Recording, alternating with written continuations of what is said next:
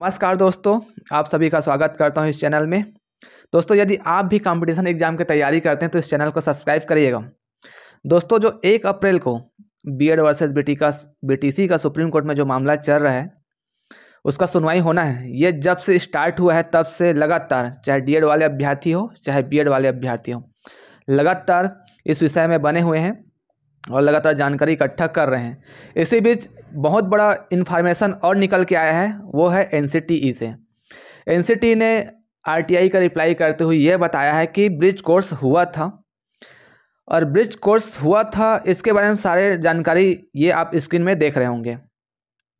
साथ में जब से ब्रिज कोर्स हुआ है करके आरटीआई रिप्लाई आया है, बीएड वालों के बीच खुशी की लहर देखने को मिल रहा है। लगातार खुशी की लहर है और खुशी मना रहे हैं कि जब 1 अप्रैल को सुनवाई होगा उसमें कहीं ना कहीं बीएड वाले जीतते हुए नज़र आएंगे। लेकिन सवाल यहाँ पर ये आता है कि आखिर जिस प्रकार से 28 जून 2018 को एनसीटीई ने गजट पारित किया था जिसमें कहा गया था कि बीएड वाले को शामिल किया जाएगा 6 महीने का ब्रिज कोर्स करवा करके, उसी गजट को सुप्रीम कोर्ट ने खारिज कर दिया है। 11 अगस्त 2023 का जो जजमेंट आया था उसमें ये कहा कि हम ब्रिज कोर्स को मानते नहीं हैं। क्वालिटी एजुकेशन के बात किया है, आर्टिकल 20A का बात किया है, गुणवत्तापूर्ण शिक्षा के बात किया है। हम किसी भी तरीक़े से बच्चों के फ्यूचर के साथ समझौता नहीं करेंगे। तो आखिर क्या 1 अप्रैल को जज साहब फिर से उस बात को याद करेंगे या फिर दूसरे प्रकार से ये देखेंगे कि जो 6 महीने का ब्रिज कोर्स है उसको मान करके इसमें अपने फैसला को बदलेंगे। दूसरा सवाल ये है कि जिस ब्रिज कोर्स की आप बात कर रहे हैं उसी ब्रिज कोर्स को करने वाले संस्था जो NIOS है उसने जो 18 महीने का डीएलएड करवाया था उस केस को लेकर के 28 नवंबर 2023 को फैसला आया था जिसमें ये कहा गया कि ये जो कोर्स है वैलिड नहीं है, 2 साल का कोर्स नहीं है, ये 18 महीने का कोर्स है और इसको खारिज कर दिया था। तो सवाल आखिर ये आ रहा है कि जिस NIOS ने ब्रिज कोर्स करवाया था उसने 18 महीने का डीएलएड का कोर्स भी करवाया था, उसको 28 नवंबर 2023 को डबल बेंच ने ही खारिज कर दिया और उसकी डिग्री को ही रद्द कर दिया।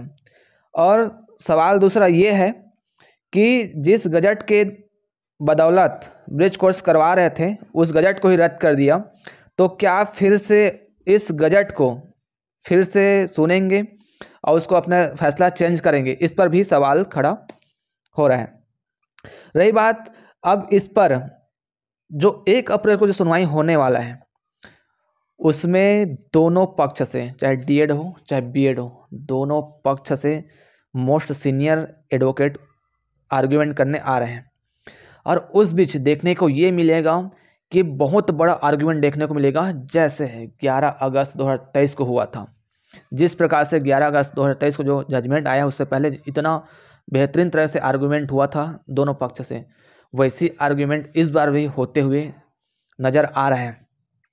अब रही बात ये कि उस दिन आखिर क्या फैसला आएगा, उस दिन क्या डिसीजन लेंगे, ये तो जज साहब ही बताएंगे।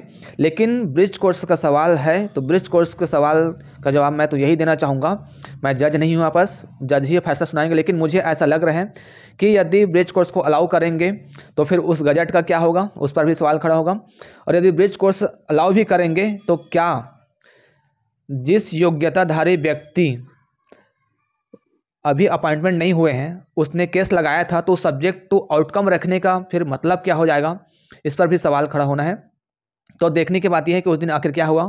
मैं आपको यहीं तक जानकारी देना चाहूँगा, आगे की जानकारी मैं आपको नेक्स्ट वीडियो में दूंगा। तो आपसे फिर से रिक्वेस्ट करता हूँ कि यदि आप मेरे चैनल में पहली बार आए हैं तो इस चैनल को लाइक करिएगा, सब्सक्राइब करिएगा और अपने दोस्तों तक अधिक से अधिक शेयर करिएगा। आपको फिर से मिलूँगा नई वीडियो में, तब तक के लिए जय हिंद।